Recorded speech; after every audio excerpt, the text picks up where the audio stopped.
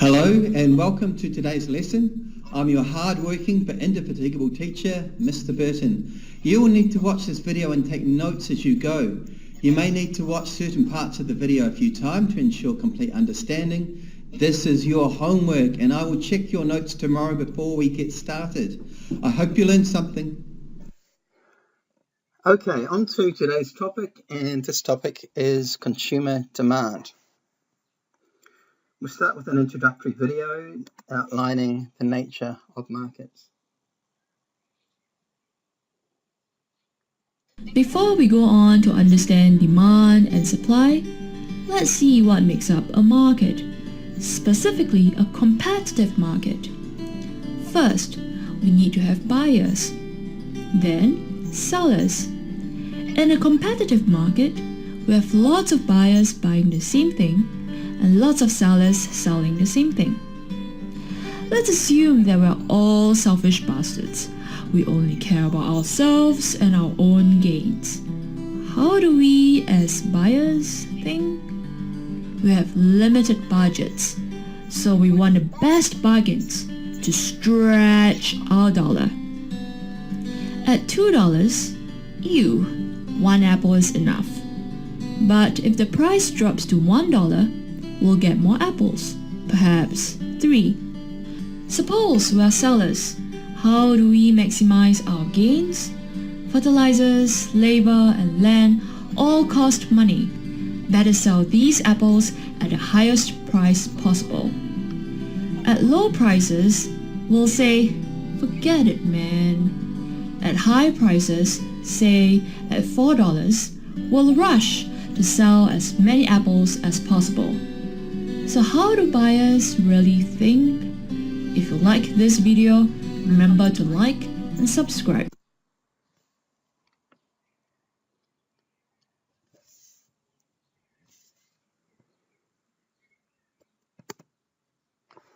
Okay, our definition for a market.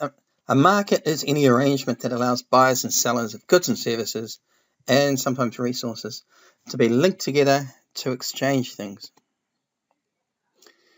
Competitive markets, slight difference here. These are markets composed of large numbers of buyers and sellers, each acting independently. And in this case, no one individual seller or even a small group of sellers has the ability to control the price of the product sold. The market prices are determined by the forces of supply and demand.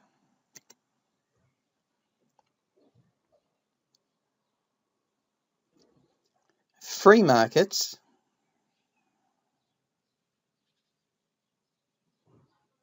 60-second adventures in economics. Number 1, the invisible hand.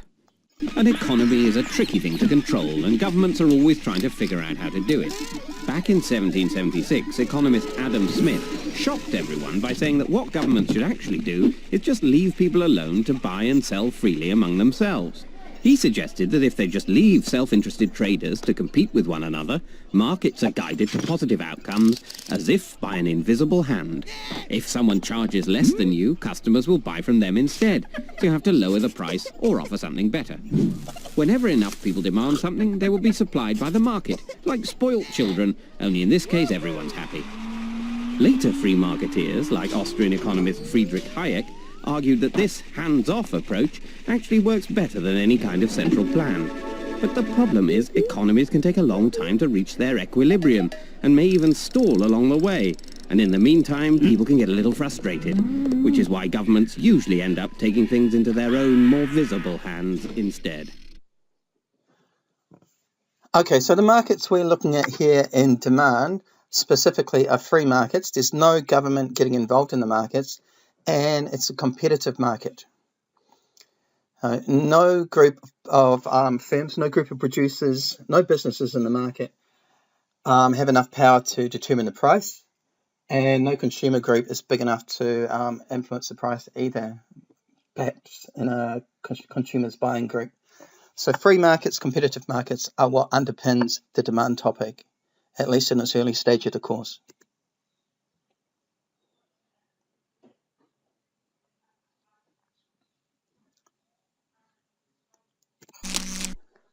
Our definition for demand, this is the quantity of good or service that a consumer is willing and able to buy. So a very important definition there. You will need to be able to define it.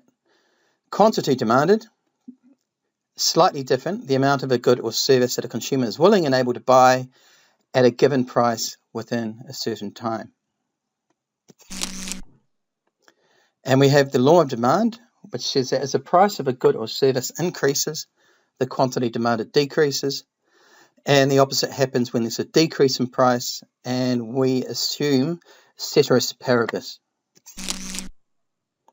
Ceteris paribus, an economics term from Old Latin, and it means other things being equal. It's used to remind us that all other variables that are being studied, apart from the one that we want to look at, so here we're looking at price, all other variables being studied are assumed to be constant. So ceteris paribus. And the law of demand makes intuitive sense, I think. As the price of something goes up, people are less willing and able to purchase it. As things become more expensive, they tend to cut back on their consumption of that good or service.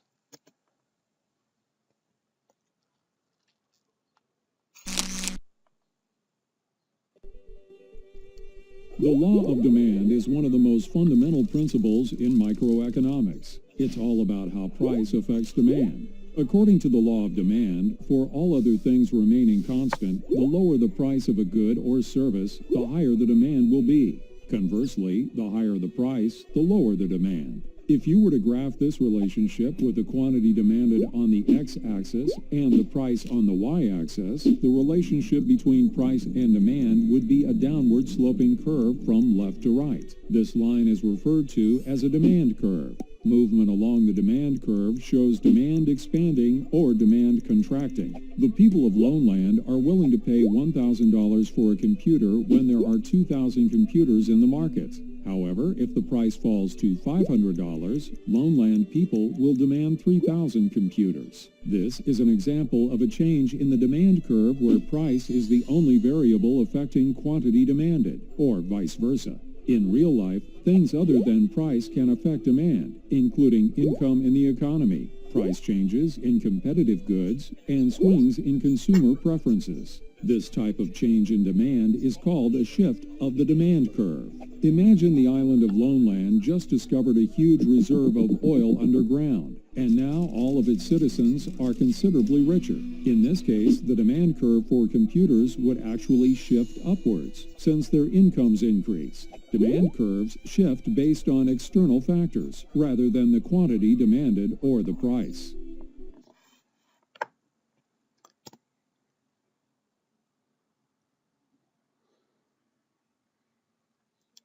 And before we get on to demand curves, we're going to have a look at the demand schedule, which is what the demand curve is based on. A demand schedule is a table that lists the quantity of a good a consumer is willing and able to buy at a range of different prices. And once we've got this information, then we can use it to construct an individual's demand curve. Let's take, for example, 5 consumers. These 5 consumers constitute the whole market.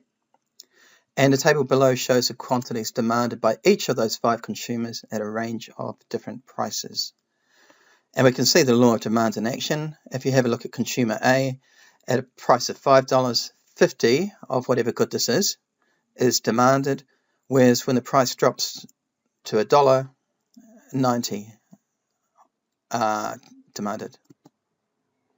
So the individual demand schedule for consumer A. Market demand is the sum of all individual consumer demand in the market for the good or the service. So in this case, that's consumer A plus B plus C plus D plus consumer E. Add those all together. They're the only consumers in the market. We have our market demand.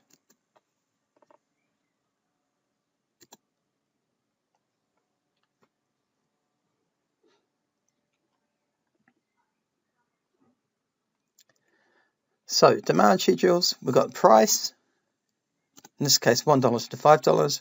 We have our first consumer in the market, Jane, and that is an individual demand schedule for Jane. So the price of $1, she demands 5 of whatever good this is, and The quantity of the good that Jane demands decreases as the price increases, the law of demand.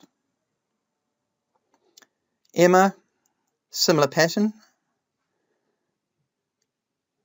Kate, Penny, pattern repeats. Now if we sum each quantity demanded at each price, we have our market demand. 3 plus 6 plus 2 plus 2 plus 2. 15 is the market demand at the price of $3. 10 is the market demand at $4. And the quantity demanded at the most expensive price is 5. The market demand for this good or service is 5 when the price is $5.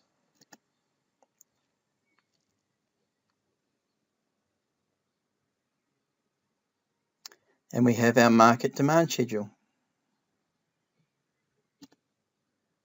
And now we know how that's derived. Now if we take our market demand schedule, we can plot our demand curves. Now the definition for a demand curve is that it represents a relationship between price and quantity. And remember, we are assuming ceteris paribus. Everything else remains equal. Price on the y-axis, quantity demanded on the x-axis.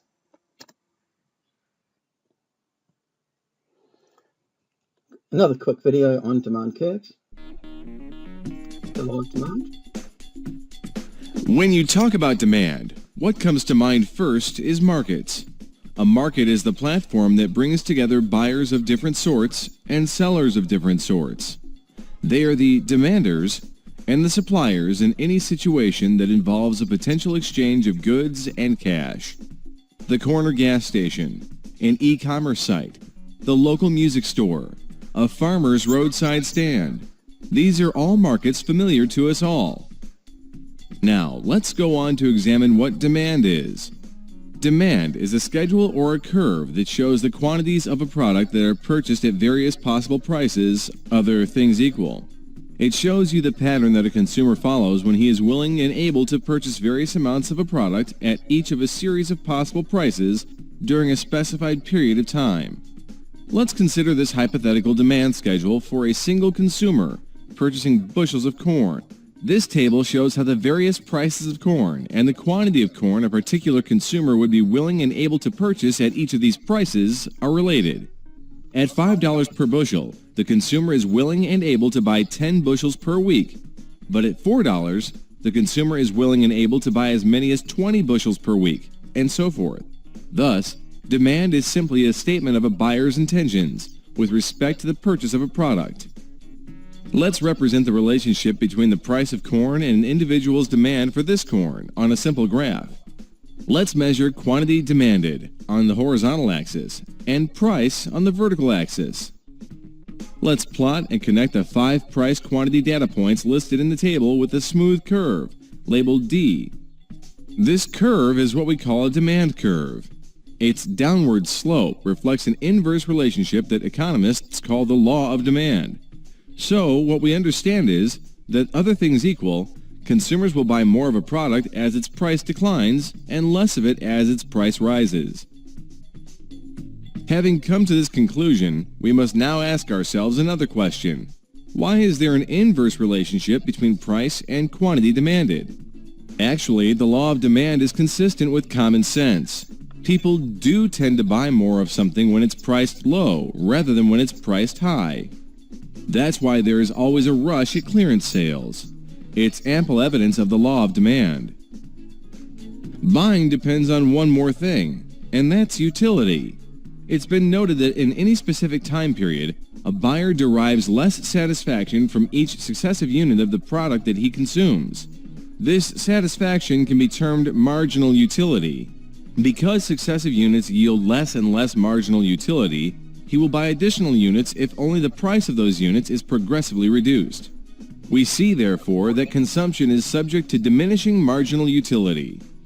For example, a decline in the price of chicken will increase the purchasing power of consumer incomes, enabling people to buy more chicken.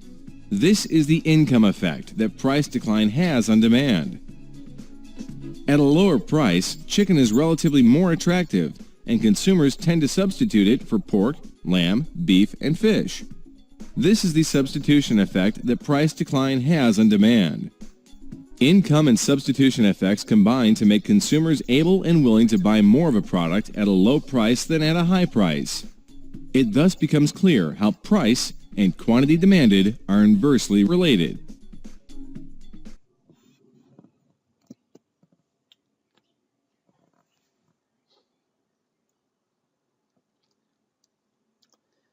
All right, we're going to start with our demand schedule. And we're going to construct a demand curve from that information. So price always on the y-axis and quantity demanded, whether it's units or kilograms or tons on the x-axis. And we just simply plot that information which is in a demand schedule. So we can see that at $5, 5 is demanded. We plot that point. $4, 10 is demanded. At $3, 15 is the quantity demanded. At $2, 20. And finally, at $1, 25 is the quantity demanded. We join those up in a straight line, line of best fit, and we have our demand curve. So we can show some information on a demand curve. For example, we can show what happens when there's a change in price. At price 1, at $3, 15 is the quantity demanded. What happens if the price changes? Price goes up to $5. This is now this price 2, P2. At $5, 5 is quantity demanded. So we can see immediately that as the price increases from P1 to P2, the quantity demanded will decrease from QD1 to QD2. And that's the law of demand in action. As the price increases, the quantity demanded decreases, all things remaining equal. As price increases, quantity demanded decreases, our law of demand. Now we term this as being a movement along the demand curve, and we're going to make a distinction between a shift of the demand curve in a minute and a movement along the demand curve. So change in price is always a movement along the demand curve. Everything remains equal. Demand doesn't change in itself, only the quantity demanded changes, and that's an important distinction.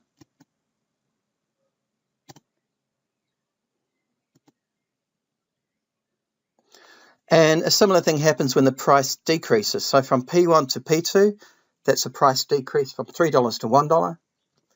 Quantity demanded increases from 15 units to 25 units, QD1 to QD2. So as the price of the good decreases, the quantity demanded increases. And that's our inverse relationship between price and quantity demanded. So as price decreases, quantity demanded increases. And again, this is shown by a movement along the demand curve.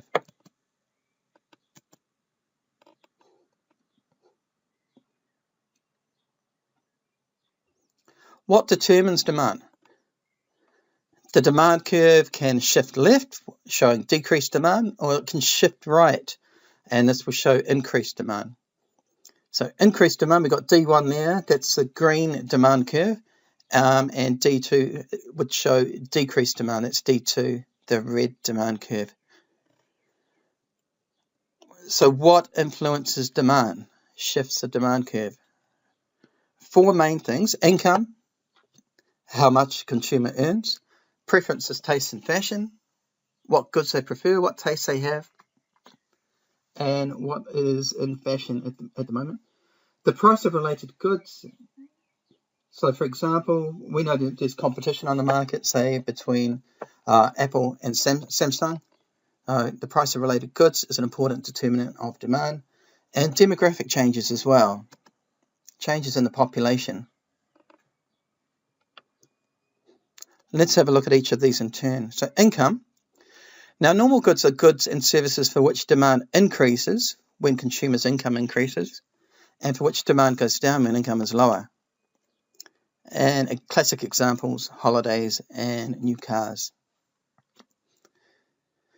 So the direction is the same. So as income increases, demand increases, and if income decreases, demand will decrease.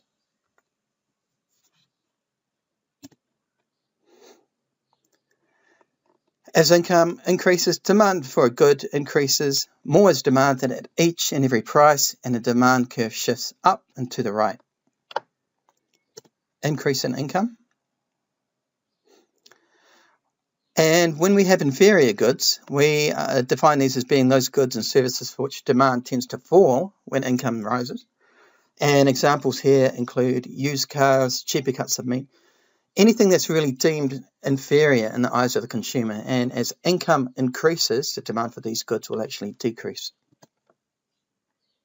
So the movement is in the opposite direction for an inferior good. As income increases, the demand for the good will decrease. And as income decreases, then the budget goods, demand for those increases.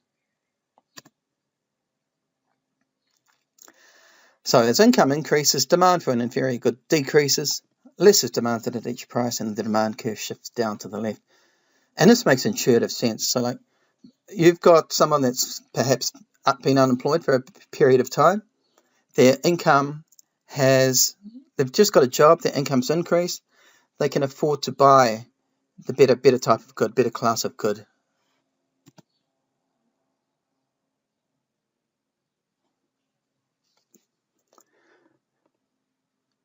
And preferences, taste, and fashion.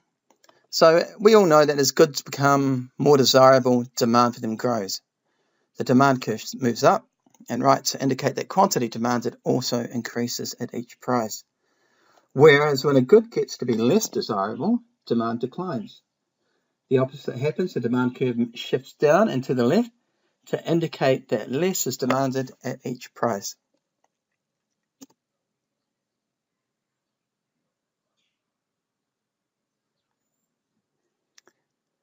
Here's an important one, price of related goods. We have a couple of related goods we need to be able to define. Substitutes are products you can use instead of different goods or services. A classic example, Coke and Pepsi are substitutes. And so too are petrol and public bus rides. Petrol to fill a family car and public bus rides. Now, a rise in the price of petrol results in a rise in quantity demanded of bus rides at each price, and the demand curve for bus rides moves up and right. So here we've got a price increase resulting in a quantity demanded decrease. So price increases from P1 to P2, quantity demanded decreases in line with the law of demand from Q1 to Q2. So an increase in the price of Coke leads to a decrease in the quantity demanded for Coke. And when we have a look at the good Pepsi, we can see as less Coke is being demanded in the market because of that price increase, Pepsi, the substitute good, will see a corresponding increase in demand. So as less Coke is purchased, there's an increase in demand for Pepsi, the substitute good.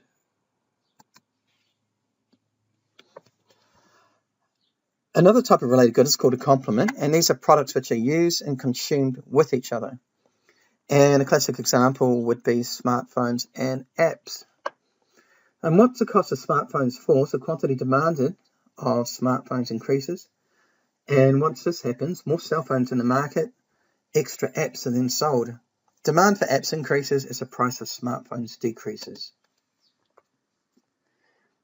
That's because as the quantity demanded increases due to a price decrease, the demand for the complement good increases. So as more smartphones are purchased from that demand curve on the left, then there's going to be an increase in demand for the complement good.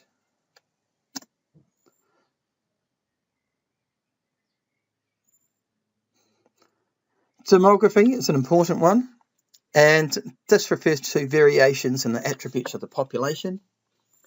We could be talking about the size of the population, the age, the proportion of women in the workforce. Quite different demographic clusters that could be driving demand here. For example, as the population grows, the quantity demand for the majority of products increases at each price, and the demand curve will shift up and to the right. As we have less women in the workforce, not less women in the workforce, less women at home, more women in the workforce. So as a proportion of women in the workforce grows, demand for childcare services increases. And this would be a classic example of a demographic change causing a change in demand. In this case, it's the demand for childcare services.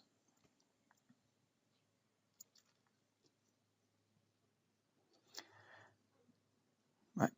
Initially, we have got our market demand schedule here, plotted in the demand curve. Right.